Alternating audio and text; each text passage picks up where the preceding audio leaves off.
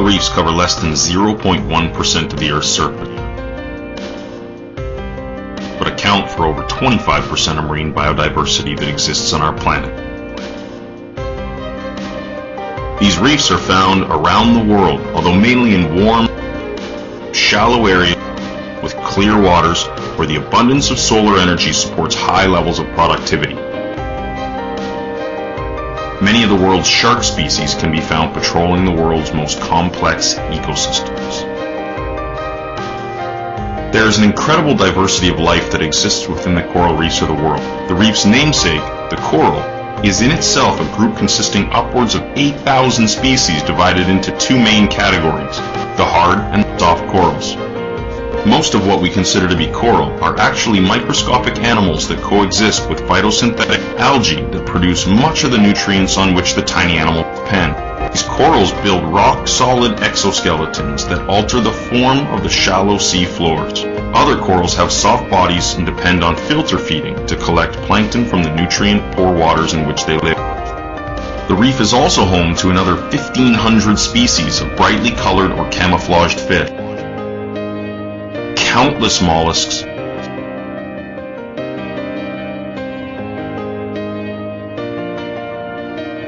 almost 7,000 species of echinoderms, and a huge variety of crustaceans. And those are just the smaller organisms.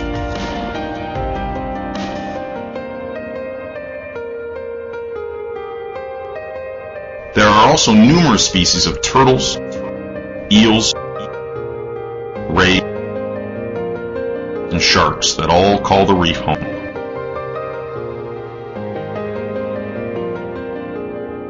The economic value of coral reefs to the world is estimated at up to $375 billion per year, with fishing and tourism being the most obvious industries that benefit from these ecosystems. No less important is the value of coral reefs to coastal regions and settlements in the form of wave and storm protection for the shoreline. Without this protection, thousands of kilometers of coastline used for farming or home could be lost to erosion. But the reality is that coral reefs are under threat because we're not taking care of our resources. Destructive fishing practices are destroying coral reefs, and irresponsible tourism is putting pressure on this sensitive marine ecosystem. Even terrestrial practices are having a negative impact on our coral reefs. Increased sedimentation caused by erosion from agriculture or development projects damages coral by increasing turbidity or preventing feeding. We need to understand that even slight changes in water temperature or acidity can have drastic effects on coral growth and repair.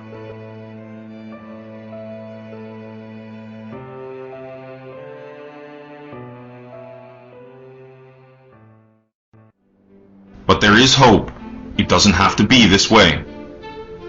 Creating marine parks in sensitive areas can help protect much of the diversity without undermining local economies that depend on the resources. And providing local people with the training necessary to earn their living using sustainable practices will encourage people in direct contact with the reefs to protect them. It's up to all of us to take care of this precious resource, so that it will take care of us long into the future. Travel responsibly and refuse to purchase marine products that have been obtained or produced in illegal or unsustainable ways. Use your purchasing power to tell companies that you expect and demand the protection of our world's most diverse biome.